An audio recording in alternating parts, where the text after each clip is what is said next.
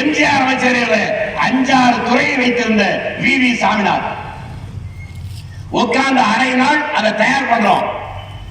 தயார் பண்ணி முடிக்கிற போது இத ஒரு நல்ல வக்கீல்கிட்ட கேட்டு முடிச்சா இது முழுமையா இருந்தார் அந்த வி சாமிநாதன். யார சொல்றீங்க? இந்த PS பாண்டியன். இவ்வளவுதானே நீங்க இங்கே இருக்க. சுப்பிரமணிய சாமி வந்த காரை எடுத்துக்கிட்டு போய் அண்ணா நகர்ல இருந்த PS பாண்டியன் வீட்டுல இருந்து அவரை நான் கூட்டு வந்தேன். அவர்கிட்ட காட்டியெல்லாம் பேசணும். ராத்திரி ஒரு 7-8 மணி வரை எல்லாம் முழுமைப்படுத்தாச்சு. அதுக்கப்புறம் அந்த நேரம் பார்த்து பாண்டிச்சேரி வந்து பாலா பழனூர் எம்ஜிஆர் காலத்துல மத்திய அமைச்சராக இருந்தவர் அதிமுக அவரும் வந்து சேர்ந்தார்.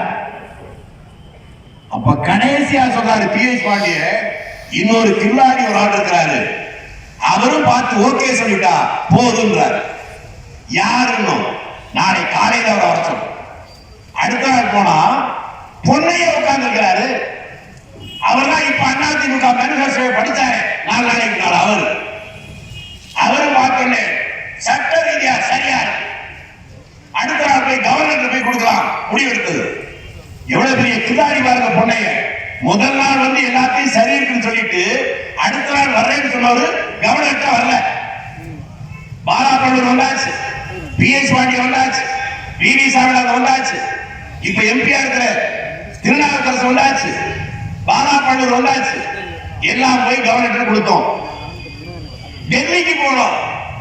ராஜாராம் எல்லாரும் சேர்ந்து டெல்லியில ஜனாதிபதி கொடுத்தோம். அந்த நகஜர் அடிப்படையில் தான் அந்த வழக்கே வந்துச்சு. இதுல எங்க திமுக இருக்கு? திமுக இந்த வழக்கு என்ன சம்பந்தம்? இந்த முதலமைச்சர் நாற்காலியில் உட்கார்ந்து அந்த மூதேவி இந்த பச்சை பொய்யை சொல்லலாமா? நான் பகிரங்கமா இந்த மேடையில சொல்லிட்டேன்.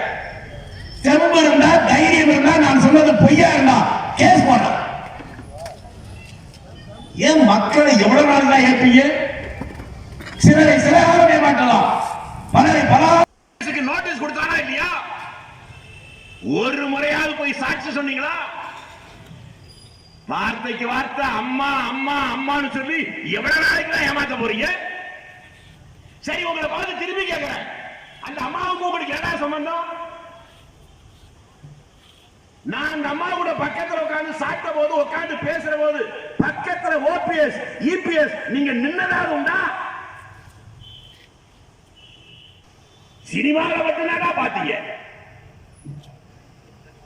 இன்னமும் அம்மா அத்தா ஊரை ஏற்கிறீங்க. இந்த மாதிரி ஒருத்தர் 2 பேர் உண்மையை சொல்றதுக்காகவே ஆண்டவன் விட்டு வச்சிருக்காம அந்த கதை அப்படி போகுது. அடுத்து பாருங்க, இந்த முறை நீங்கள் எங்களுக்கு வாக்களித்து வெற்றியடைய செய்தால் குடியுரிமை சட்ட திருத்த மசோதாவை திரும்ப பெறுவதற்காக நாங்கள் அழுத்தம் தருவோம். என்னடா அழுத்தம் தருங்க? பாராளுமன்றத்தில் பிஜேபிக்கு மெஜாரிட்டி இருக்கு, அந்த திருத்தம் பாஸ் ஆயிடுச்சு. ராஜ்யசபால பாஸ் ஆனதான் சட்ட திருத்தம் வரும். ராஜ்யசபால பிஜேபிக்கு மெஜாரிட்டி இல்ல. அந்த பாராளுமன்ற மேலவையில் ராஜ்யசபாவில் அதிமுக 11 ராஜ்யசபா எம்பியும் PMK அன்புமணியும் இந்த 12 பேர் ஓட்டு போட்டதால் தான் அந்த சட்டமே வந்து. சட்டம் என்னன்னாவது புரிஞ்சுக்கிட்டாவது ஓட்டு போட்டீங்களா? என்னடா சட்டம்? பல பேர் நினைக்கிறாங்க முஸ்லிம்களுக்கு தான் எதிரானது. இல்ல, எனக்கு எதிரானதுதான், ராமசாமிக்கு எதிரானதுதான், இப்ப காரைக்குடியில் எலெக்ஷன் வைக்கிற அச்சுராஜாவுக்கு எதிரானதுதான். அந்த சட்டம் என்ன? ஓம் பர்த் சர்டிபிகேட் வேணும், சரி கொடுக்கிறேன். உங்க அப்பா பிறந்த இடம் பர்த் சர்டிபிகேட் வேணும், சரி கொடுக்கிறேன். உங்க அம்மா பிறந்த இடம் பர்த் சர்டிபிகேட் வேணும், அதுவும் கொடுக்கிறேன். அது பத்தாமா? உங்க அப்பாவை பெற்ற அப்பா அம்மா பர்த் சர்டிபிகேட், உங்க அம்மாவை பெற்ற அப்பா அம்மா பர்த் சர்டிபிகேட் இதெல்லாம் கொடுக்கணும். எவன்கிட்ட இருக்கும்? அச்சுராஜா அம்மா தான் தஞ்சாவூர் ஜில்லா, அவங்க அப்பா எங்கோ பீகார்ல இருந்து முட்டாய் விற்க வந்தவன். எந்த சர்டிபிகேட் கொடுக்க போறீங்க?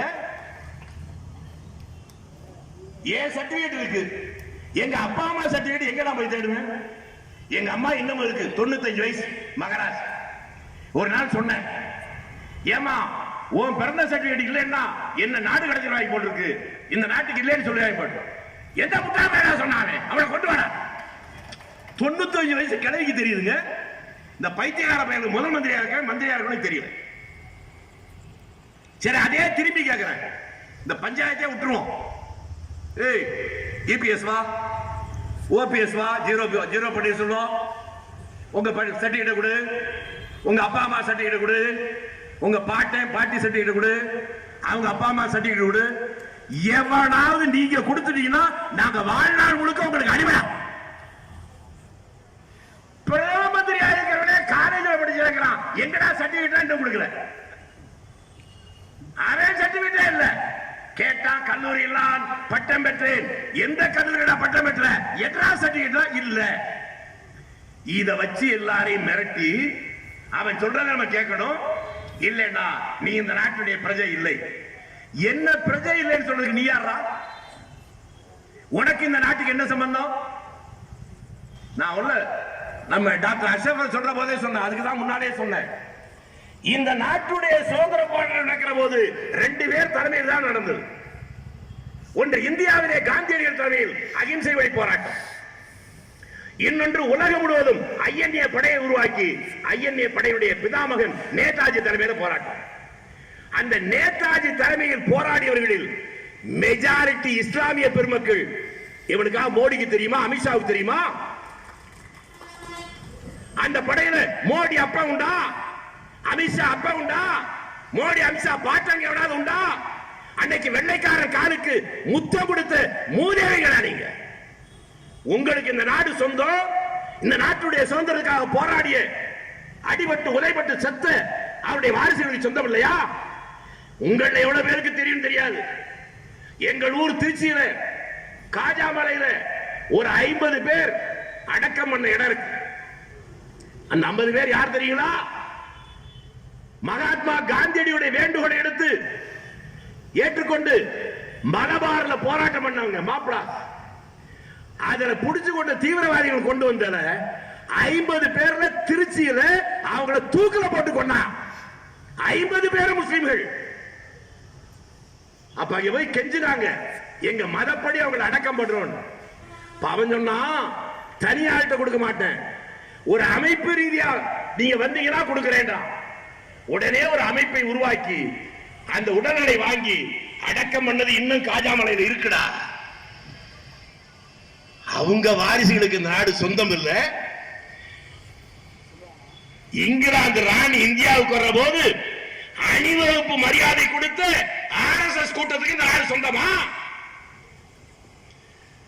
பாரதிதாசன் ஒரு கவிதை சொன்னான், ஓடப்பர் எல்லாம் உதயப்பரானால் ஓடப்பர் உயரப்பர் எல்லாம் ஒப்பப்பராவார், இதை உணரப்பாணி. நாங்களும் பார்க்கிறோம், எல்லாம் காந்தி காந்தின்னு பேசுற உண்மைதான். ஆனா நேதாஜி வழியே எங்களுக்கு தெரியும். முன்னையாவது நம்ம மட்டும் இருந்தோம், இப்ப நிலைமை மாறி போச்சு.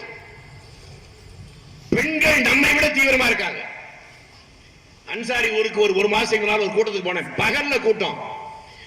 இஸ்லாமிய பெண்கள் பர்தாவோட வந்து ஒரு 20 வயசு 25 வயசு பெண்கள்லாம் பக்கத்துல வந்து எல்லாருக்கும் முன்னால போட்டோ எல்லாம் எடுக்கிறாங்க. ஒரு மாற்றம் வந்துருச்சு. அந்த வகையில மோடிக்கு நன்றி தான் சொல்லணும்.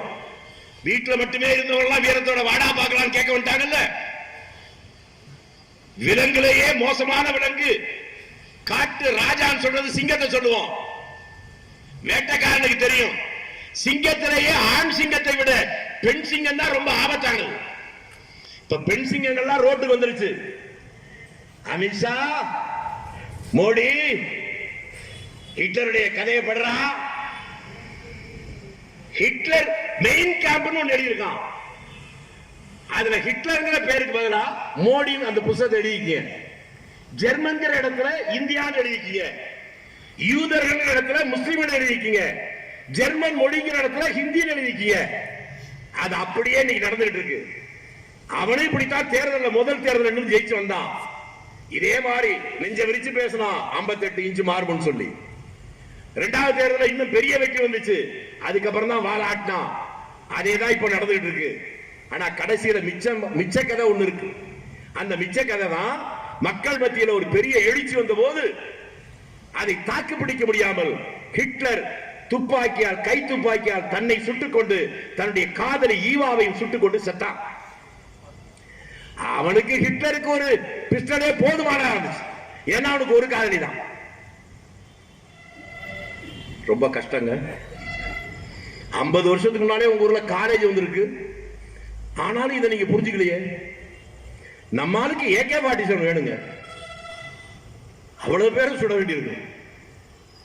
இதெல்லாம் நடக்கும். அவர்கள் தெரிந்து கொண்டால் அவருக்கு நல்லது.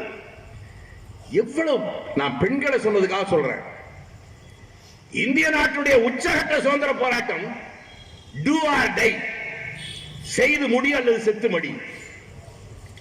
அந்த வேண்டுகோளை ஏற்று தெருவில் இறங்கி கணவனும் மனைவியாக பல பேர் போராடினாங்க. ஆனால் அதிலும் ஒரு தனி முத்திரையை இந்த தமிழகத்திலே கரூரிலே நடந்துச்சு. ஒரு கணவனும் மனைவியும் அடிபட்டார்கள், உதைபட்டார்கள், சிறைப்பட்டார்கள். எல்லாரும் தானே இருந்தாங்க.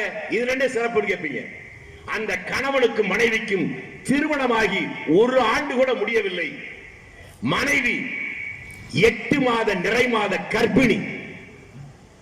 கணவன் பெயர் நன்னா சாஹிப், மனைவியின் பெயர் பியாரி பீவி. நிறை மாத கர்ப்பிணி மனைவியோடு தன்னையும் சேர்த்துக் கொண்டு இந்திய நாட்டுடைய சுதந்திரத்துக்காக காந்தியடியுடைய வேண்டுகோளை எடுத்து அடி வாங்கி உதை வாங்கி சிறைக்கு போன அவருடைய வாரிசுகளுக்கு இந்த மண் சொன்னவன் என்றால் உன்னை நடக்குண்டா. ஆனா இது இப்பதான் இருக்குன்னு நினைக்காதீங்க. ஆனா ஒரு வகையில நல்லது. அவர் எழுதுறாரு, தமிழ்நாட்டில் பிறந்த இந்துவோ இஸ்லாமியரோ அவரிடத்தில் வேறுபாடு கிடையாது. இந்துவோ இஸ்லாமியரோ அவர்கள் அருந்துகின்ற நீர் இந்த மண்ணில். சில அயோக்கியர்கள் சொல்லுகிறார்கள், சில அப்பாவிகள் நம்புகிறார்கள். 100 வருஷம் ஆச்சு. 100 வருஷத்துக்கு முன்னாலே இருந்த நிலைமை இப்ப திரும்பி வந்திருக்கு. உணர்ச்சி இல்லாத நீங்களும் நானும் எப்படி உணர்ச்சி வந்துச்சு? இதை உருவாக்கின மோடிக்கு நம்ம நன்றி சொல்லணுமா வேணாமா? அதனால எடப்பாடிக்கு சேர்த்து நன்றி சொல்லுவோம். உங்களால தானே எங்களுக்கு புத்தி வந்து இவ்வளவு பெரிய மாற்றத்துக்கு இந்த நாட்டில் லட்சக்கணக்கான பேர் தங்களை ஒப்படைச்சாங்க. தீனதயாள் உபாத்யாயா ஒரு நாள் ஜெயிலுக்கு போனதுண்டா? நானாஜி தேஷ்முக் ஜெயிலுக்கு போனதுண்டா? ஒண்ணு நாளைக்கு நம்ம ஒரு கேஸ் போடுவோம். போடு நம்ம ஒரு போலீஸ்காரங்க ஒண்ணு தெரிஞ்சுக்கணும். நம்ம பேசிட்டு இருக்க நேரத்தில் குஜராத்ல 10க்கும் மேற்பட்ட IPS அதிகாரி ஜெயிலில் இருக்காங்க. ஏன் தெரியுமா? அங்க ஒரு நாள் முதல்மந்திரியா இருந்தா. அது நம்ம ஆளுங்களுக்கு தெரியாதா? நம்ம ஊருக்கார போலீஸுக்கு இன்னைக்கு இவன் சொல்றான்னு கேஸ் போட்டா 2 மாசம் கழிச்சு நாங்க உள்ள இருக்க மாட்டோம். நிலைமை மாறி எவ்வளவு மாற்றங்கள் நாட்டம் நண்பர்களே, நினைக்கிற போது மனம் பதைக்கிறது. உலக வரலாற்றிலேயே ஒரு மிகப்பெரிய மக்கள் திரள் போராட்டம் என்று நாம் இதுவரை படிப்பது சீனாவிலே மாசேதுங் தலைமையிலே நடைபெற்ற லாங் மார்ச் போராட்டம். அதை கடந்து இன்னும் பெரிய மக்கள் திரள் போராட்டம் நடப்பது இன்றைக்கு இந்தியாவிலே 110 நாட்களை கடந்து விவசாயிகள் டெல்லியிலே போராடி கொண்டிருக்கிறார்கள். அவன் டிராக்டர் போறேன்னா என்ன பண்றான்? ரோட்ல ஆணிய வைக்கிறான், குடி வெட்டுறான். எதிர நாட்டு படை வரும்போது என்னென்ன செய்வானோ அதையெல்லாம் விவசாயி வரும்போது செஞ்சான். அந்த பஞ்சாப் தாடியெல்லாம் நம்ம விட ரொம்ப தூரம். டிராக்டர் பேரணின்னு சொன்ன நீ குடியா வைக்கிற, ஆணியா வைக்கிற, அதை விட்டுட்டான். எல்லாம் JCB வர்றான். ஆனா ஒண்ணும் பண்ண முடியல. உடனே நாங்கெல்லாம் உள்ளூர்காரர்கள் அப்படின்னு சொல்லிட்டு அடிச்சான் ரவுடிகளை விட்டு. அவன் பார்த்தான் ராணுவத்தில் இருக்கிறதான். நாங்க ராணுவத்தில் தான் இருக்கோம். ஆனா எங்க அப்பா, எங்க அண்ணன், எங்க மாமா, மச்சான் அவனை எல்லாம் அடிச்சேன்னு வச்சுக்க, நாங்க ராணுவத்தை விட்டு வெளியே வந்து நாங்க வருவோம். ஐயோ இதுங்கடா விபரீதமா போகும். காங்கிரஸ் இல்லாத முப்பாரத் சொன்னாங்க நம்ம அறிவுஜீவி சாக்லேஸ் பேரன் நம்ம மோடி. பிறர் தர வாரா, நீ நினைக்கிற அது எதிர்மறையா நடக்குது. ரொம்ப சீக்கிரமா பிஜேபி இல்லாத இந்தியா உருவாக்கும். எங்க ஊர்ல கிராமத்துல சொல்லுவாங்க, இளவான பலவான் அடிச்சா பலவான பகவான் அடிப்பான். நாமளும் என்னென்னமோ போராட்டம் பண்ணி பார்த்தோம். இவங்க கிட்ட ஒண்ணுமே முடியல. நாம போராடிக்கிட்டு இருந்தோம். கடைசியில பகவான் அடிச்சா பாருங்க அந்த ஜாதி தாடிகளை. 110 நாள் ஆச்சு, அவங்க ஒண்ணுமே பண்ண முடியல.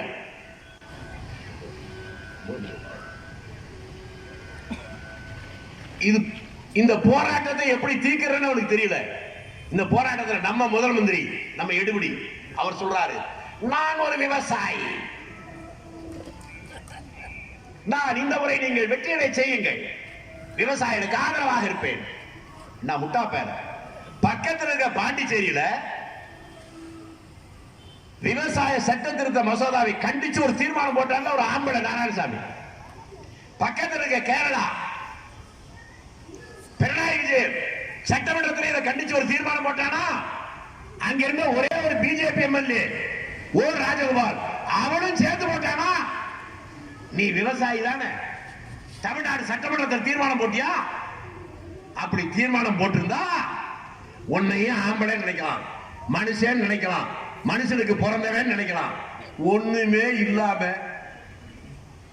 ஆட்சியில இருக்கிற போது ஒண்ணுமே பண்ணாம இப்ப பண்றாரா பாரு, என்னென்னலாம் கூத்து பண்றாங்க. தமிழ்நாட்டு அரசாங்கத்துல இன்றைய தேதியில 5,80,000 கோடி கடன். எம்எல்ஏ கரெக்டா? இவர் இப்ப ஆளுக்கு 1,500 ரூபாய் கொடுப்பாராம், சிலிண்டர் ஃப்ரீயா கொடுப்பாராம். இந்த ரெண்டுக்கு மட்டுமே 1,00,000 கோடிக்கு மேல வரும். ஏற்கனவே 5,80,000 கோடி கடன். எங்க இருந்து கொடுப்பேன்? நாம உங்களை சொன்னா தப்பா போயிடும், நானே சொல்றேன். எங்க வீட்டுல நாளைக்கு என் பேத்திக்கு கல்யாணம் வச்சிருந்தேன். இப்ப ஏற்கனவே எனக்கு ஒரு 50 லட்சம் ரூபாய் கடன் இருக்கு. கடன் இல்லாம ரொக்கமா இருக்கும். உன்னை பேத்தி கல்யாணத்தை சிறப்பா நடத்தணும், அப்படி என் சம்சாரத்தை கூப்பிட்டு நல்ல பிரமாதமா மண்டபம் பிடிக்கணும், பெரிய ஐயரை பிடிச்சு நல்ல அறுசுவை உணர்ந்து போடணும், பத்திரிக்கையே 100 ரூபாய்க்கு கிடைக்கணும் அப்படின்னு நான் சொல்றேன்னு வச்சுக்க. என் பொண்டாட்டி, யோ உனக்கு என்ன புத்திக்கிட்டு போச்சாயா? ஏற்கனவே 50 லட்சம் ரூபாய் கடன் இருக்கும், கல்யாணத்துக்கு போய் இன்னும் கடன் வாங்குறேன்னா நீ எல்லாம் குடும்பஸ்தனா, ஊதாரி பயலா இருக்கியா? என் பொண்டாட்டி சொல்லுவாளா இல்லையா? பொண்டாட்டி இடத்துல நம்ம இருக்கிறோம், ஏன் இடத்துலதான் ஆட்சி இருக்குது. 5,80,000 கோடி கடன் இருக்கிற போது இப்ப டேம் தூண் இலவசம் சொல்றிய, நீ எல்லாம் ஒரு ஊதாரி பயடா, நீ குடும்பஸ்தனா? அப்ப நம்ம கேட்காம கேட்கிற நாள் தான் 6ஆம் தேதி.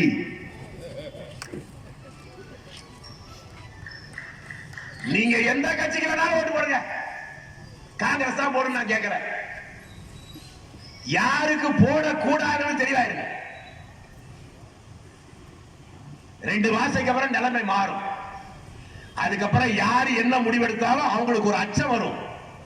இந்த மக்கள் நாம என்ன சொன்னாலும் நமக்கு பின்னால நிற்பாங்க அப்படிங்கிற நிலைமை மாறி, நாம தப்பு செய்தால் இந்த மக்கள் நம்மளை எதிர்ப்பார்கள் என்கின்ற ஒரு அச்சத்தை, பயத்தை நாம் உருவாக்கிவிட்டால் எதிர்காலத்தில் எல்லா கட்சியும் எல்லா தலைவனும் தவறு செய்வதற்கு அஞ்சுவான்.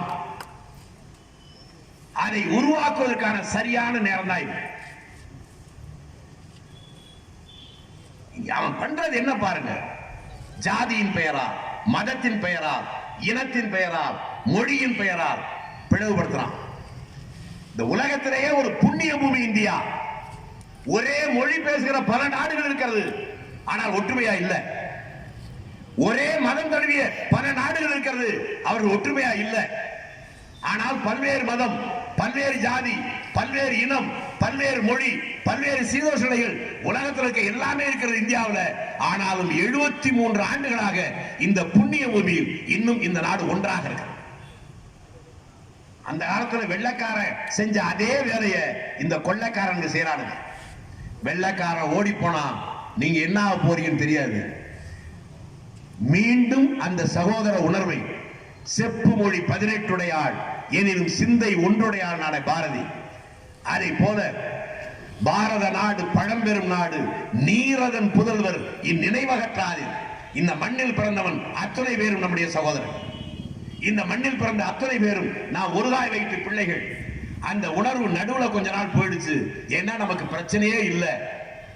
பிரச்சனை இல்லாம இருக்கிற போது நமக்கு ஒண்ணும் புரியல. ஏசி ரூம்லயே இருந்தா ஒரு மாதிரியா இருக்கே, கொஞ்சம் வெயில் அடிச்சா பரவாயில்லன்னு நினைப்போம். வெளியில வருவோம், ஒரு 5 நிமிஷம் ஐயோ சுடுது, ஏசிக்கே போவோம். அது மாதிரி ஆயிடுச்சு. நடுவுல இவ்வளவு நாள் பிரச்சனை இல்லை, நாம அதனால அதை புரிஞ்சுக்கல. இப்ப பிரச்சனைகள் வந்துருச்சு. அதுக்கப்புறமா இப்ப நம்ம பழைய மாதிரி நாம் ஒற்றுமையா இருக்கிற நாள் வந்துருச்சு. அதுவும் இந்த பகுதி, இந்த ஊரை நான் மறக்க மாட்டேன். இன்றைக்கு சாதாரணமாக இருக்கலாம்.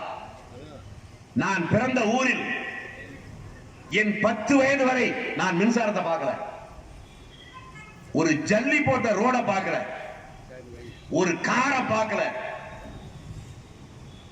பள்ளிக்கூடம் இல்லை. ஆனால் இன்றைக்கு என் வீட்டுல 7 பேர் என் வீட்டுல மட்டும் என்ஜினியரா இருக்காங்க. இந்த மாற்றம் இந்த பாஜக இந்த சங்கிகளால வரல. விவசாயிகள் போராட்டம் நடக்குது, ஒன்னு யோசிச்சு பாருங்க. 110 நாள் லட்சக்கணக்கான பேர் இருக்காங்க. பிரதமர் போய் பார்த்தாரா? அவர் ரொம்ப வேலைங்க அவருக்கு. இந்த மானங்கட்ட கூட்டணி பாருங்க எப்படி.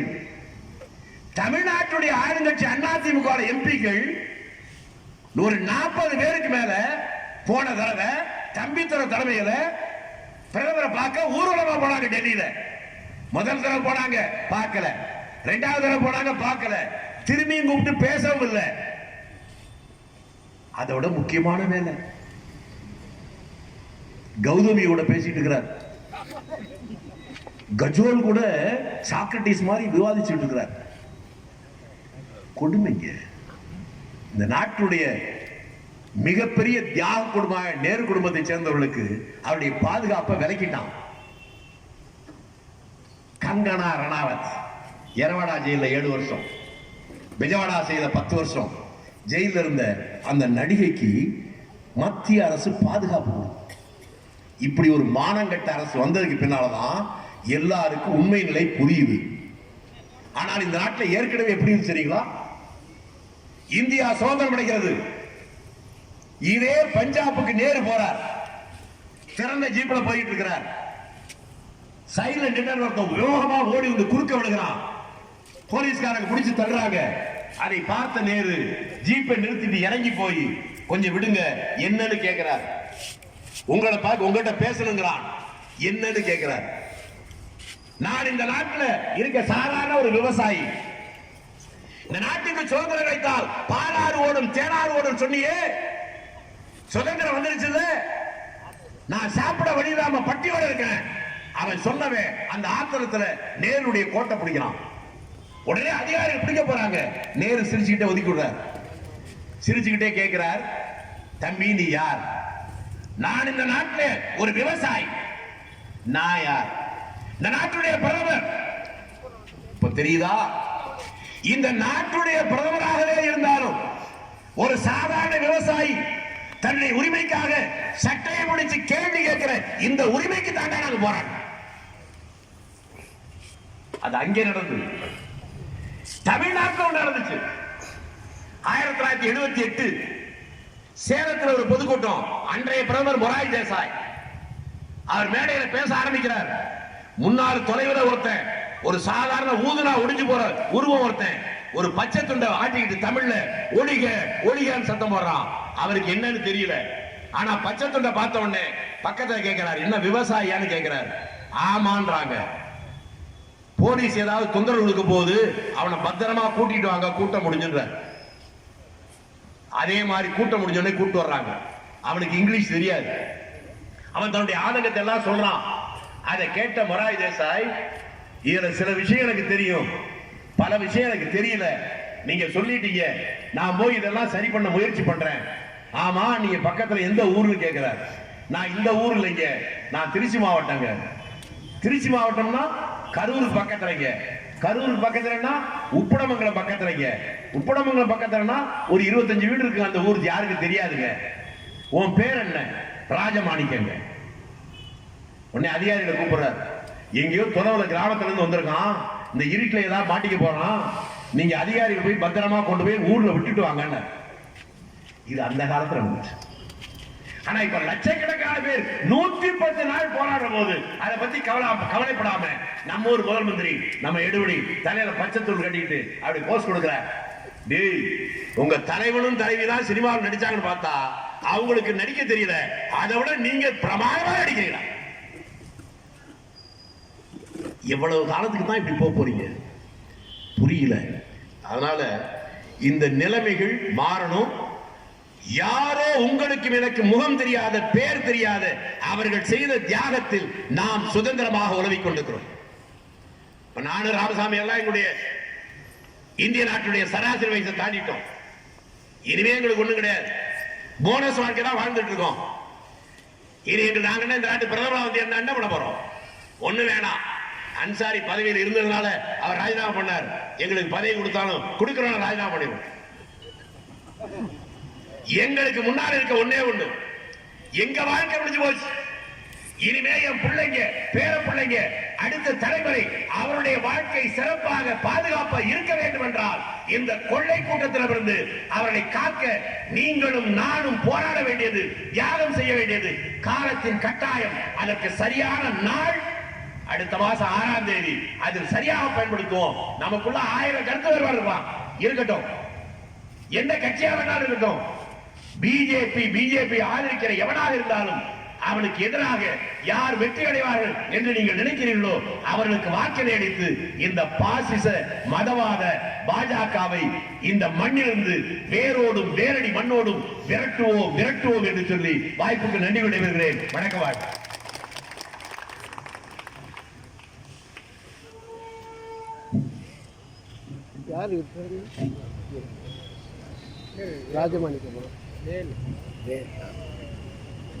திமுக நகர செயலாளர் அண்ணன் குணசேகரன் அவர்கள் இப்பொழுது பொன்னாடை போட்டார்.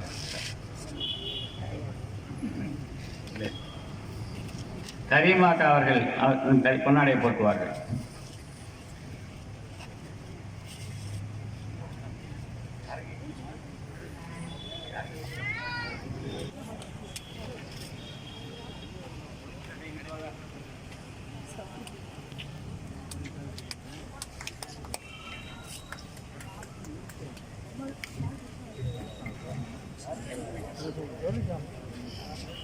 அடுத்தபடியாக அன்சார் கான் அவர்கள் பொன்னாடை போட்டுவார்கள்.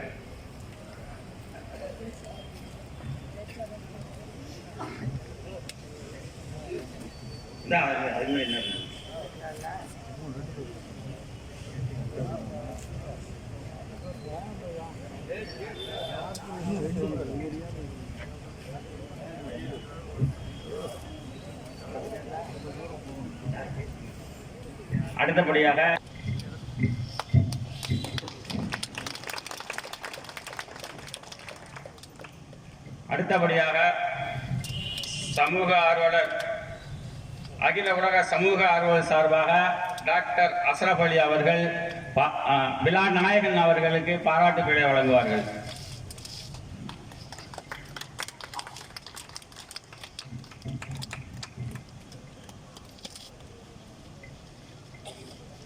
அடுத்தபடியாக அனைத்து முஹல்லா ஜமாத்து தலைவர் அவர்கள் எம்எல்ஏ தமீம் அன்சாரி அவர்களுக்கு பொன்னாடை போட்டுவார்கள்.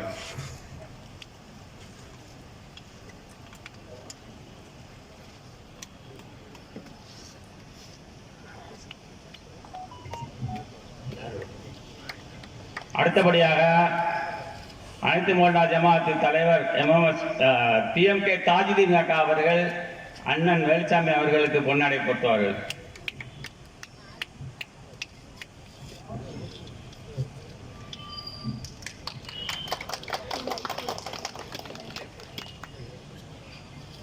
அடுத்தபடியாக இந்த விழாவின் நாயகன் அருமை அண்ணன் தமீமுல் அன்சாரி MA MLA அவர்கள் ஏற்புரையாற்ற வருமாறு அன்புடன் அளவற்ற அன்புடையோனுமாகிய ஏக இறைவனின் திருநாமத்தால் தொடங்குகின்றேன்.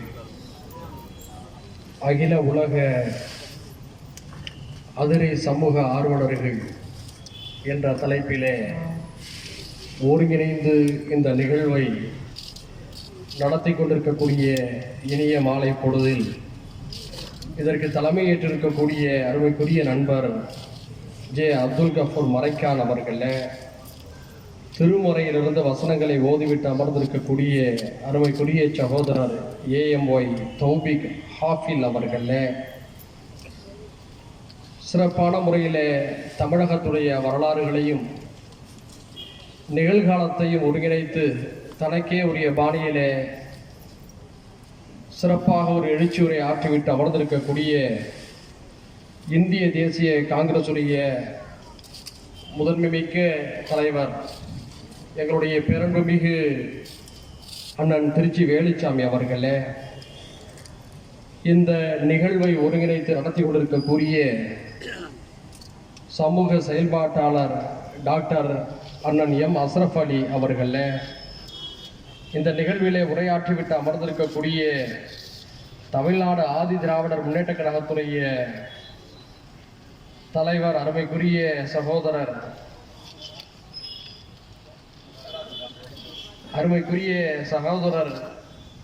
சதா சிவகுமார் அவர்களே, தஞ்சை தெற்கு மாவட்ட திராவிட முன்னேற்ற கழகத்துடைய பொறுப்பாளர் சகோதரர் ஏனாதி பாலு அவர்களே, இந்த நிகழ்வை ஒருங்கிணைத்து நடத்துவதில் ஆர்வம் காட்டியிருக்கக்கூடிய மனிதநேய ஜனநாயக கட்சியுடைய தஞ்சை தெற்கு மாவட்ட செயலாளர் தம்பி ஷேக் அவர்களே, நன்றியுரை ஆற்றவிருக்கக்கூடிய நகர செயலாளர் அப்துல் சமத் அவர்களே, மற்றும் இந்த மேடையிலே வாழ்த்திவிட்டு உரையாற்றிவிட்டு அமர்ந்திருக்கக்கூடிய சான்றோர்களே, நடைபெறும் தமிழக சட்டமன்ற தேர்தலிலே நாங்கள் எத்தகைய அரசியல் முடிவை எடுக்கப் போகிறோம் என்று ஒட்டுமொத்த தமிழகமுமே ஆவலோடு எதிர்பார்த்திருந்தது. பதவிகளுக்காக இவர்கள் அஇஅதிமுக கூட்டணியிலே நீடிப்பார்களா? அப்படி நீடிக்கக்கூடிய ஒரு முடிவை எடுத்து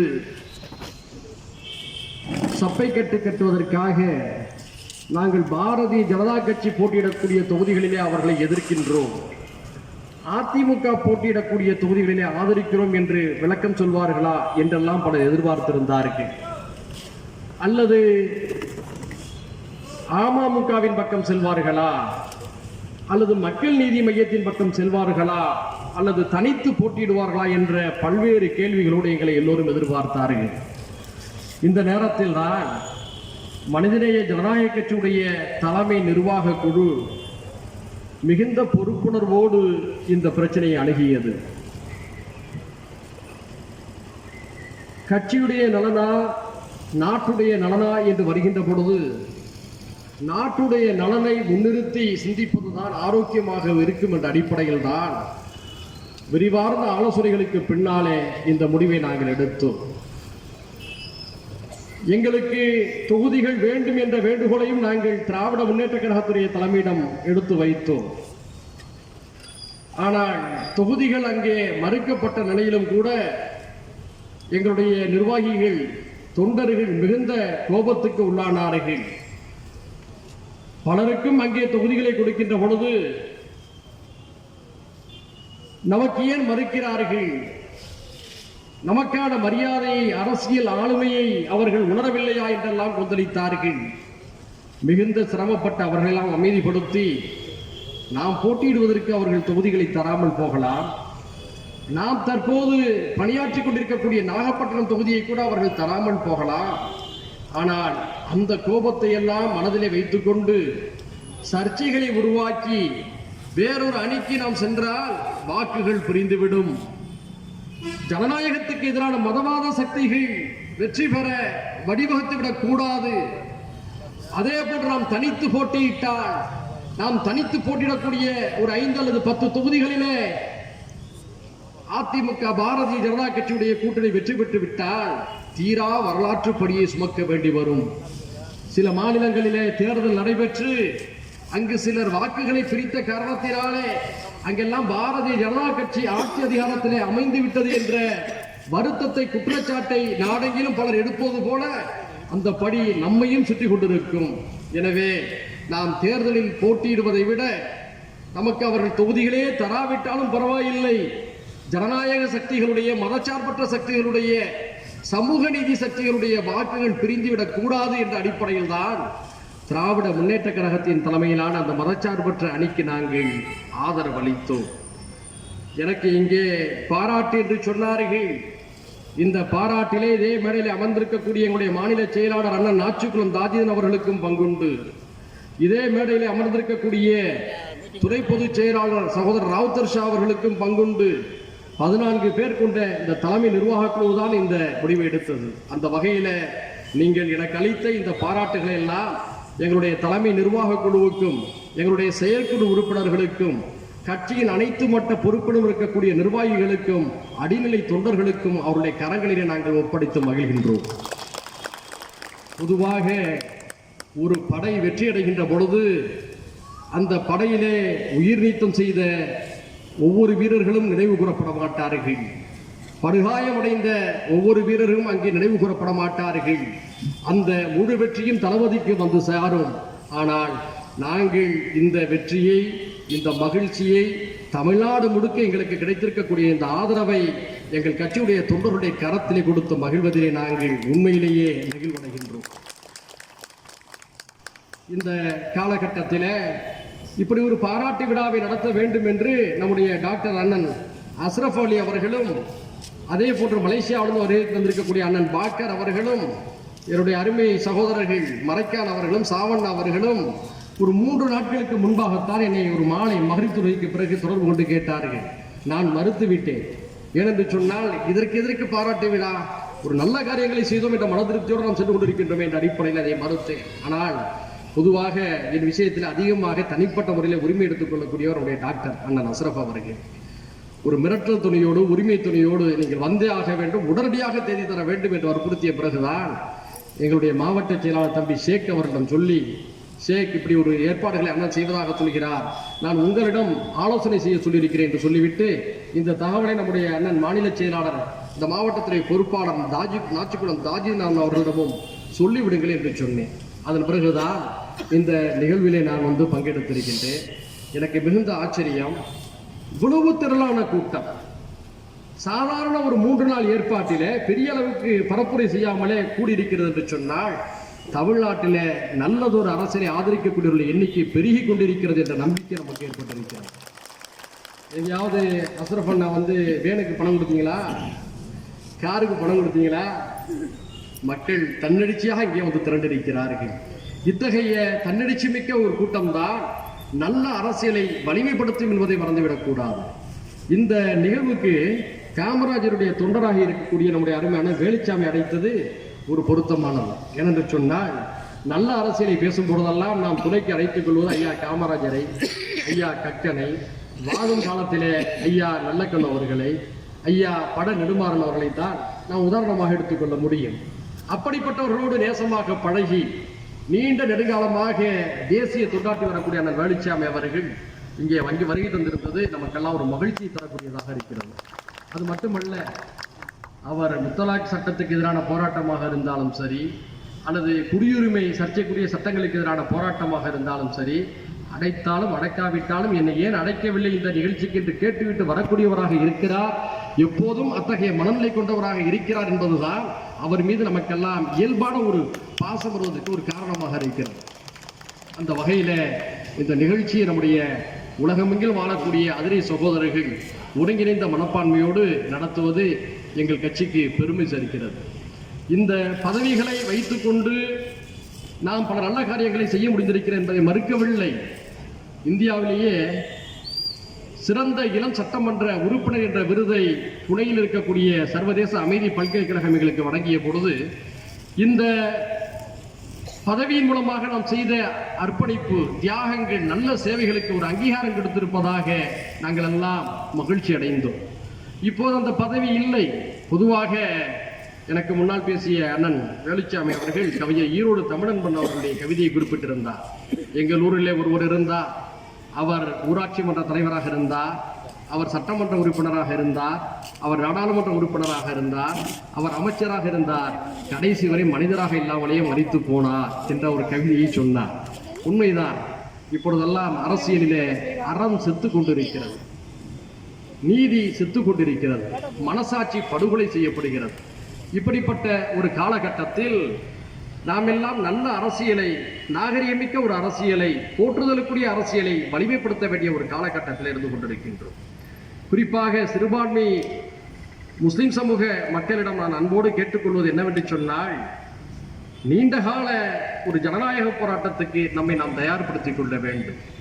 நம்மை நாம் தயார்படுத்திக் கொள்ள வேண்டும் என்று சொன்னால், நம்மை என்ற வார்த்தையில நம்மோடு இருக்கக்கூடிய இந்து சகோதரர் அடங்கியிருக்கிறார், நம்மோடு இருக்கக்கூடிய கிறிஸ்தவ சகோதரர் அடங்கியிருக்கிறார், நம்மோடு இருக்கக்கூடிய தலித் சகோதரர் அடங்கியிருக்கிறார் என்பதை மறந்துவிடக் கூடாது. தன்னந்தனியாக நீங்கள் குரல் கொடுத்து போராடி வெற்றிகளை சூடிவிட முடியாது. மாறாக நம்மோடு தாய் பிள்ளையாக இருக்கக்கூடிய அனைத்து சமூக மக்களுடைய நல்ல எண்ணங்களை பெற்று அவர்களையும் கரம் கோர்த்துதான் இந்த ஜனநாயக போராட்டத்தில் வெல்ல முடியும் என்பதை மறந்து விடாதீர்கள். என்று சொன்னால், நான் சொல்வது சரியா தவறா என்று எனக்கு தெரியவில்லை. இன்றைய நிகழ்கால அரசியலை பார்க்கின்ற பொழுது நாட்டின் எல்லா துறைகளிலும் RSS ஊடுருவிருக்கிறது. அது நீதித்துறை, புலனாய்வுத்துறை, காவல்துறை, இராணுவம், தேர்தல் ஆணையம், மத்திய புலனாய்வுத்துறை, இப்படி எல்லா துறைகளிலும் அவர் ஊடுருவிருக்கிறார்கள். அப்படி பார்க்கின்ற பொழுது துரதிர்ஷ்டவசமாக இந்தி பேசக்கூடிய மாநிலங்களிலே காங்கிரஸ் கட்சி பலவீனப்பட்டிருக்கிறது. கம்யூனிஸ்ட் கட்சிகளும் பலவீனப்பட்டு வரக்கூடிய ஒரு நிலையில அடுத்த 3 தேர்தலுக்கு மத்தியிலே பாரதிய ஜனதா கட்சி தான் ஆட்சியில் இருக்குமோ என்ற ஒரு ஐயம் எழுகிறது. ஏனென்று சொன்னால், அவர்கள் மிகப்பெரிய நெட்வொர்க்கோடு அவர்கள் செயல்பட்டுக் கொண்டிருக்கிறார்கள். அவருடைய உழைப்பு என்பது மிக மோசமான பாசிசத்துடைய கொடூரங்களை எல்லாம் உள்வாங்கிக் கொண்டு தீவிரத்தன்மையோடு நடைபெற்றுக் கொண்டிருக்கிறது என்று பார்க்கின்ற பொழுது இந்த நாட்டை அவர்கள் நீண்ட காலம் ஆட்சி செய்வார்களோ என்ற ஒரு அச்சம் இருக்கிறது.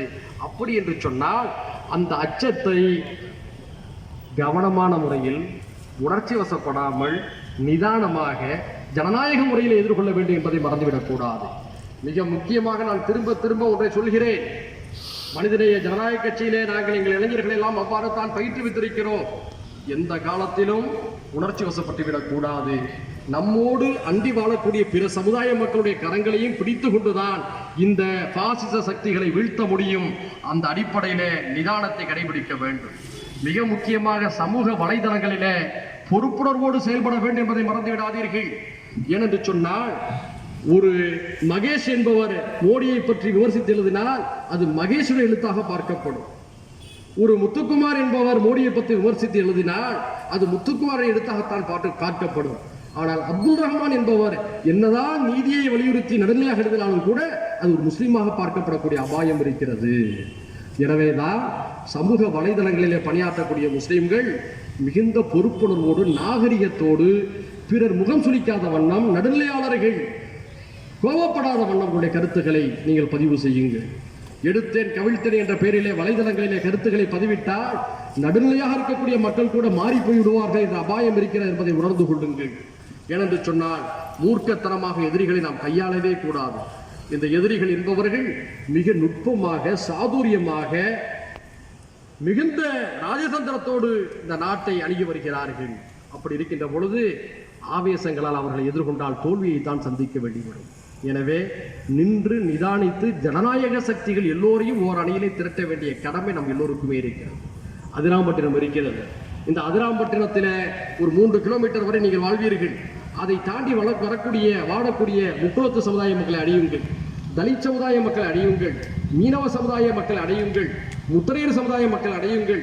ஏனைய எல்லா சமுதாய மக்களையும் யாரெல்லாம் உங்களோடு வாழ்கிறார்களோ அடைத்து விருந்தோம்பலை நடத்துங்கள், ஒன்று கூடல்கள் நடத்தி மகிழுங்கள், பொது நிகழ்ச்சிகள், விளையாட்டு நிகழ்ச்சிகளை நடத்துங்கள். இதன் மூலமாகத்தான் இணக்கத்தை ஏற்படுத்த முடியும்.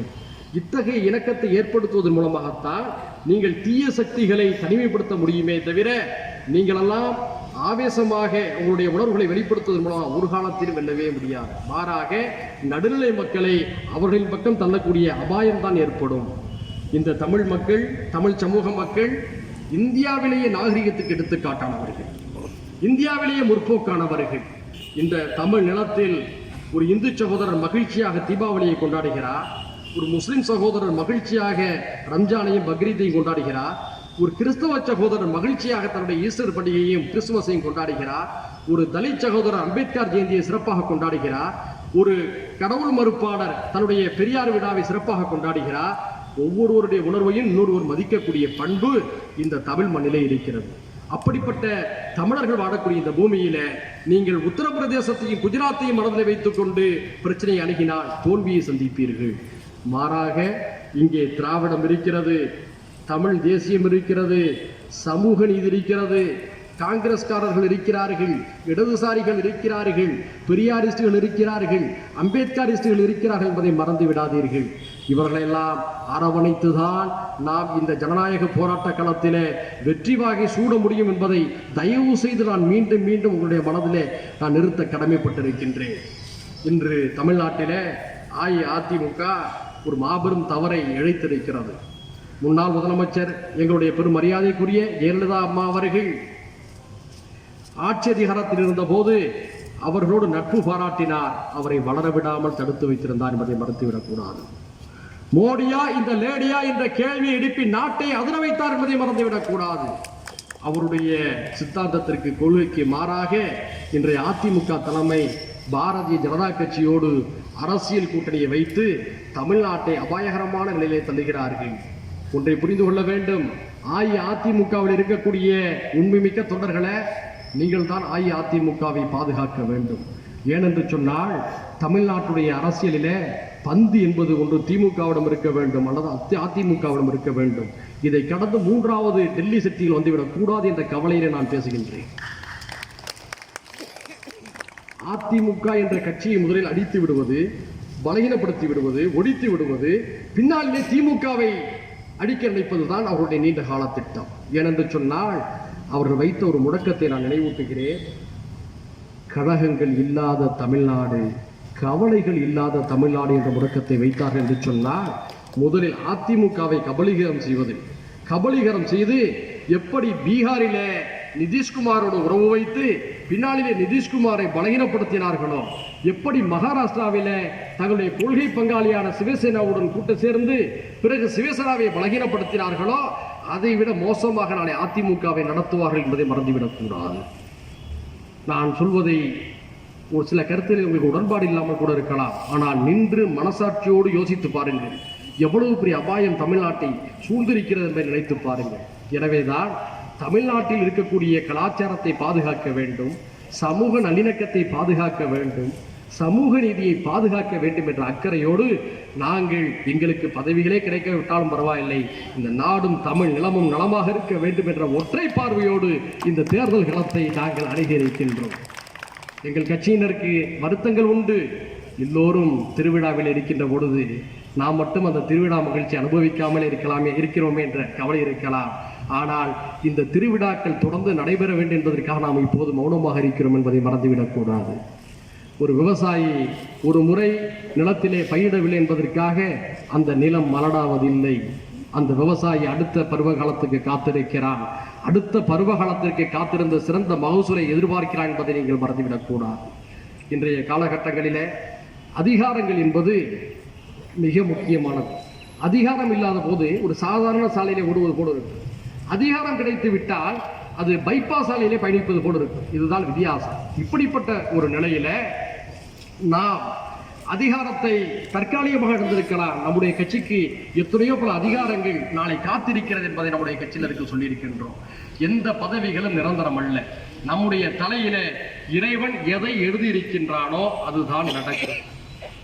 விதியின் மீது நம்பிக்கை கொண்டவர்களுக்கு தெரியும், நம்முடைய தலையில இறைவன் என்ன எழுதியிருக்கிறானோ அதுதான் நடக்கும். இன்று நாம் பதவியில் இருப்போம், நாளை இல்லாமல் இருப்போம், நாளை இதே பதவி கூட வரலாம், நாம் அறிய மாட்டோம். ஆனால் இறைவன் ஒரு இழப்பிலே ஏதோ நன்மையை வைத்திருக்கிறான் என்பதை மறந்துவிடக்கூடாது. இன்று நான் எம்எல்ஏவாக மே 1ஆம் தேதி வரை இந்த பதவியை நான் சொல்ல முடியும், நான் ஒரு எம்எல்ஏ என்று சொல்ல முடியும். மே 2ஆம் தேதி நான் முன்னாள் எம்எல்ஏ என்று நான் சொல்ல முடியும். அது மட்டுமல்ல, இதையெல்லாம் நினைத்து நாம் அறிந்து கொண்டிருக்க கூடாது. நம்முடைய பயணத்தில் இவையெல்லாம் ஒரு சந்திப்புகள், வாய்ப்புகள், அவ்வளவுதான். இந்த வாய்ப்பு இல்லாவிட்டால் அடுத்த வாய்ப்பு. இது கட்சிக்கு பொதுச் செயலாளராக இருக்கின்றேன், நான் நினைத்தால் இந்த பதவி இன்னொரு கொடுத்து விட்டு நான் இன்னொரு வேலையை செய்ய போய்விடுவேன். வேலைகளை நாம் செய்து கொண்டே இருக்க வேண்டும். இன்னார்தான் இருக்க வேண்டும், இன்னாரால் தான் அது முடியும் என்ற விஷயத்தில் எனக்கு நம்பிக்கை இல்லை. நல்லவர்கள் யாராக இருந்தாலும் அவர்கள் வலிமைப்படுத்தப்பட வேண்டும். நல்லவர்கள் யாராக இருந்தாலும் அவர்கள் பின்னால் மக்கள் அணிதிரள வேண்டும். அத்தகைய நல்ல ஜனநாயகத்தை நாங்கள் விதைத்திருக்கின்றோம், பண்பட்ட அரசியலை விதைத்திருக்கின்றோம். எங்களுடைய மிக முக்கியமான சாதனையாக வேலுச்சாமி அவர்கள் வேட்பாளர்கள் வருகை தந்திருக்கிறார். நம்முடைய மனமார்ந்த வாழ்த்துக்கள். மறவாமல் அவருக்கு உதயசூரியன் சின்னத்தில் நீங்கள் எல்லாம் முத்திரையிட்டு அவரை வெற்றி பெற செய்ய வைக்க வேண்டும். அவருக்கு மட்டுமல்ல, நாம் பல சகோதரர்கள் சொல்கிறோம்.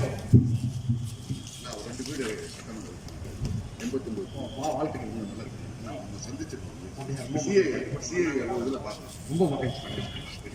இந்த நேரத்தில் சில சகோதரர்கள் வருத்தப்படுறாங்க, நம்ம கட்சி கொடியை அதில் வைக்கல, நம்ம பணத்தை வைக்கல அப்படின்னு சொல்லிட்டு. அதெல்லாம் நம்ம கவலைப்படக்கூடாது. ஏன்னு சொன்னோம்னா, நாம் எடுத்த முடிவு ஜனநாயகத்தை பாதுகாப்பதற்கான முடிவு.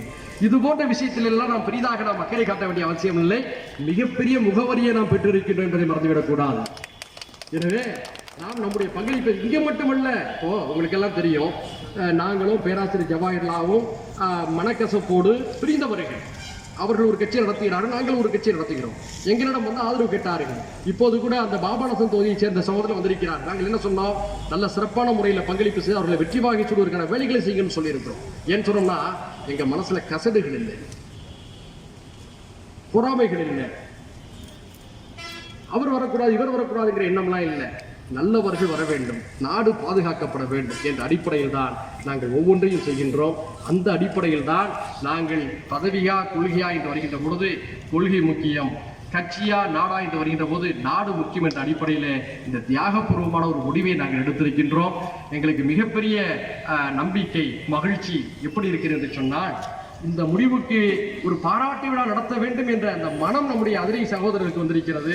நம்முடைய அண்ணன் பராக் அஸ்ரப், அண்ணன் அருமை சகோதரர் நம்முடைய மரைக்கான், சாவண்ணா, அண்ணன் பாக்கர் நான் மலேசியாவுக்கு எப்போ போனாலும் சரிதான், ஒரு பெரிய விருந்து வச்சு ஒரு பெரிய கூட்டத்தை கூட்டி ஒரு பார்ட்டி வச்சிருவேன். ஆனால் இப்படி ஒரு பெரிய நிகழ்வை, அதாவது பாருங்க, ஒரு அமைப்பு சார்பாக திரட்டப்படலை பாருங்க, ஒரு தன்னார்வ குழு அவசரமாக 3 நாட்கள் ஏற்பாடு செய்து இவ்வளவு பெரிய எழுச்சியை கூட்டியிருக்கின்ற பார்க்கும்போது ஒரு நல்ல காரியத்தை செய்திருக்கின்ற மக்கள் அங்கீகாரம் கொடுத்திருக்கிறார்கள் என்ற ஒரு மனநிறைவு ஏற்படுகிறது. இந்த நேரத்தில் நாங்கள் மிக கவனமாக இருக்கின்றோம். பொறாமைகள் எங்களை சூழ்ந்துவிடக்கூடாது, பொறாமைகள் பிரச்சனை போல எங்களை சூழ்ந்துவிடக்கூடாது. இறைவன் அதிலிருந்து எங்களை பாதுகாக்க வேண்டும் என்று சொல்கிறோம். ஏனென்று சொன்னால், நெருப்பு விறகு அழிப்பது போல பொறாமை ஈமானை அழித்துவிடும் என்று நபிகள் நாயகம் ஸல்லல்லாஹு அலைஹி வஸல்லம் அவர்கள் எச்சரிக்கை செய்திருக்கிறார்கள். அத்தகைய பொறாமைகளிலிருந்து இறைவன் நம்ம எல்லாம் பாதுகாக்க வேண்டும் என்ற நேரத்தில் கேட்டுக்கொண்டு ஒரு நல்ல நிகழ்வை முன்னெடுத்திருக்கக்கூடிய அகில உலக அதிரை சமூக ஆர்வலர்கள் குழுவுக்கு என்னுடைய நன்றிகளை தெரிவித்து, உலகம் முழுக்க இந்த நிகழ்ச்சியை அதிராம்பட்டினம் சகோதரர்கள் மட்டுமல்ல உலகமெங்கும் வாழக்கூடிய தமிழர்கள் கண்டுகளிக்கிறார்கள் என்று நினைக்கின்றேன்.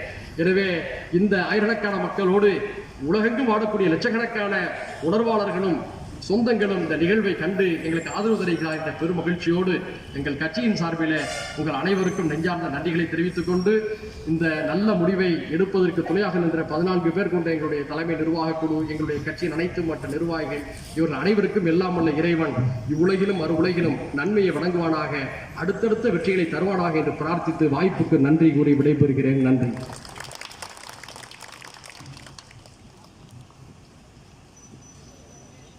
தஞ்சை தெற்கு மாவட்ட காங்கிரஸ் சார்பாக நமது பதவியா கொள்கையா என்கிற நிலையை ஏற்படுத்தி, அதில் கொள்கைதான் எனக்கு முக்கியம் என்ற நமது ஜனநாயக கட்சியின் தலைவர் பொதுச் செயலாளர் தமீம் அன்சார் அவர்களுக்கு இந்த பொன்னாடை போட்டது.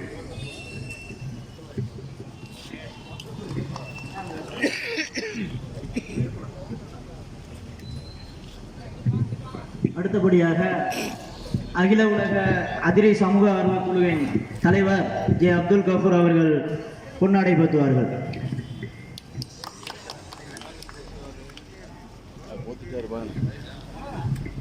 அடுத்தபடியாக அதிரை காங்கிரசின் தலைவர் தமீம் அவர்கள் வேட்பாளர் அவர்களுக்கு பொன்னாடை போத்துவார்.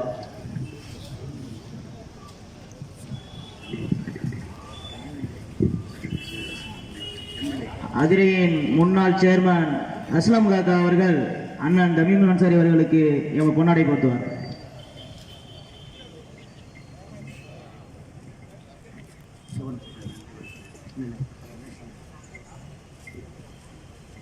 அடுத்தபடியாக வேட்பாளர் அவர்கள் ஒரு சிற்றுரையாற்றுவார்,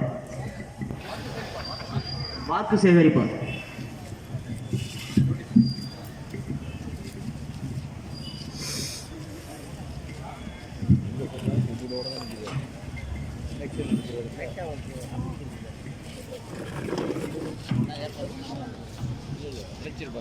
எனக்கு முன்னாலே நிகழ்ச்சியில் மிக சிறப்பாக உங்கள் மத்தியிலே உரையாற்றி விடைபெற்றிருக்கிற நாகை சட்டமன்ற உறுப்பினர் மரியாதைக்குரிய சகோதரர் தமீம் அன்சாரி அவர்களே, காங்கிரஸ் கட்சியை சார்ந்த முன்னோடி அண்ணன் வேலுசாமி அவர்களே, நிகழ்ச்சியில் கலந்து கொண்டு உரையாற்றியிருக்கிற தோழமை இயக்கங்களின் முன்னோடிகளே, நிகழ்ச்சியில் கலந்து கொண்டிருக்கிற பெரியோர்களே, நண்பர்களே, தாய்மார்களே, உங்கள் அத்தனை பேருக்கும் முதற்கண்ணுடைய வணக்கத்தை தெரிவித்துக் கொள்ள கடமைப்பட்டிருக்கிறேன். இந்த நிகழ்ச்சியின் மூலமாக உங்களை எல்லாம் சந்தித்து வருகிற ஏப்ரல் 6ஆம் தேதி நடைபெற இருக்கிற தமிழக சட்டப்பேரவை தேர்தலில் மதசார்பற்ற முற்போக்கு கூட்டணி சார்பிலே, கழகத்தின் சார்பிலே போட்டியிடுகிற எனக்கு உதயசூரியன் சின்னத்திலே வாக்களிக்குமாறு உங்களிடம் வேண்டுகோளை வைப்பதற்கு எனக்கு தந்திருக்கிற இந்த வாய்ப்பிற்கு என்னுடைய இதயமார்ந்த நன்றியை நான் தெரிவித்துக் கொள்கிறேன். நம்முடைய சகோதரர் அவர்கள் இந்த மதசார்பற்ற கூட்டணிக்கு தன்னுடைய ஆதரவை தெரிவித்துவிட்டு பத்திரிகையாளர்களை சந்திக்கிற போது நான் அருகில் இருந்தேன். அவரை எனக்கு நன்றாக தெரியும். நான் காரணம், நேருக்கு நேராக நம்ம அருகிலே சிஏஏ எதிர்ப்பு அந்த பொதுக்கூட்டத்தில் உரையாற்றி விட்டு நான் விடைபெறுகிற போது அவர்கள் வந்தார்கள். சந்திக்கிற வாய்ப்பு இல்லை, ஒருத்தரை பார்த்துக்கிட்டோம்.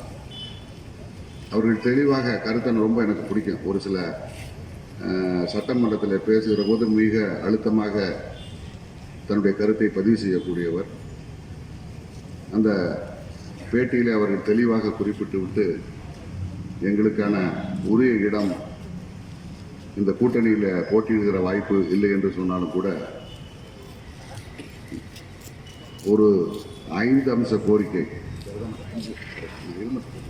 நான் அதை அப்புறம் பத்திரிகையில் படிக்கல, ஆனால் பத்திரிகை படித்தா 5-6 நாள் ஆச்சு. 5 அம்ச கோரிக்கையை நான் வைக்கிறேன் அப்படி சொல்லி அவர்கள் வரிசைப்படுத்தி இன்றைக்கு இருக்கிற கூட்டணி கட்சிகளில் இந்த மதசார்பற்ற முற்போக்கு கூட்டணி அந்த எங்களுடைய அந்த கோரிக்கைகளை, எங்களுடைய உரிமைகளை நிறைவேற்றுவார்கள் என்பதை நம்பி இந்த கூட்டணியில் நாங்கள் இடம்பெறுகிறோம். வேறு எந்த நோக்கத்திற்காக இந்த கூட்டணியில் நாங்கள் இடம்பெறவில்லை என்பதை தெளிவாக சொன்னார்கள். எனவே நான் நம்முடைய நண்பர்களை, நம்முடைய மனிதநேய ஜனநாயக கட்சியுடைய நண்பர்களை நேற்று பார்க்கிற போது அந்த கருத்தை நான் அவருடைய சொன்னேன், பக்கத்தில் இருந்தேன் அப்படின்னு சொன்னேன். எனவே என்னை பொறுத்து உங்களுக்கு தெரியும், எம்எல்ஏக்கு தெரியுமா இல்லையா, என்னை பொறுத்து வருகின்றவங்க எல்லாருக்கும் தெரியும். 20-30 ஆண்டு காலம் தந்தை பெரியார், பேரறிஞர் அண்ணா, தலைவர் கலைஞர் இவர்களுடைய லட்சியங்களை, கொள்கைகளை ஏற்றுக்கொண்டு இந்த பகுதியில் ஒரு சாதாரண தொண்டனாக, அதிலும் குறிப்பாக சிறுபான்மை மக்களுடைய அந்த உரிமைகளை என்றைக்கு பேணி காக்க வேண்டும் என்பதில் நான் மிக அழுத்தமாக இருக்கிறேன். தொடர்ந்து இருப்பேன். இது மதசார்பற்ற கூட்டணி இன்றைக்கு எதற்காக இன்னொரு பெரிய ஒரு இந்த பட்டியலில் இருக்கக்கூடிய மிகப்பெரிய சிறப்பன்று என்று எல்லாரும் எடுத்து வைக்கிறார்கள் சொன்னால், பாசிச மத்திய பிஜேபி அரசை வீழ்த்த வேண்டும், மாநிலத்தில் இருக்கக்கூடிய எடுபிடி எடப்பாடி அரசை வீழ்த்த வேண்டும். இந்த 2 அரசுகளை வீழ்த்துகிற போது நாம் எடுத்து வைக்கிற அடி சரியாக இருக்க வேண்டும் என்பதற்காகத்தான் இந்த பட்டியலை மிகுந்த கவனத்தோடும் ஒரு தொலைநோக்கு பார்வையோடும் தேர்ந்தெடுத்திருப்பதாக பத்திரிகைகள் சுட்டிக்காட்டுகின்றன. அந்த வகையிலே நான் இந்த உணர்வுக்கு, இந்த மதசார்பற்ற கூட்டணியினுடைய எடுத்து வைக்கிற அந்த கோரிக்கைகள், லட்சியங்களை எந்த சூழ்நிலையிலும் நான் இழந்துவிட மாட்டேன். எனக்கு ஒரு வாய்ப்பை நீங்கள் அளிக்கிற போது நம்முடைய தமிழ் மக்கள், சிறுபான்மை மக்களுடைய உரிமைகளை நிலைநாட்டுவதற்கு நிச்சயமாக போராடுகிற இந்த அணியில இறுதி மூச்சு இருக்கிற வரை நான் உறுதியாக இருப்பேன் என்கிற உறுதியை மாத்திரம் இந்த நேரத்தில் உங்கள் மத்தியிலே தெரிவித்து, வருகிற தேர்தலில் எனக்கு ஒரு வாய்ப்பை நீங்கள் தர வேண்டும். உங்களுடைய எல்லா அதிரம்பட்டின பிரச்சனைகள் எல்லாம் நிச்சயமாக நான் ஓரளவுக்கு அறிந்தவன், உங்களோடு இருப்பவன், எல்லா நிகழ்வுகளும் உங்களோடு நான் இருந்திருக்கிறேன் என்கிற அந்த உணர்வோடு எனக்கு ஒரு வாய்ப்பை நீங்கள் தர வேண்டும் என கேட்டு வாய்ப்புக்கு நன்றி கூறி விடுகிறேன். நன்றி.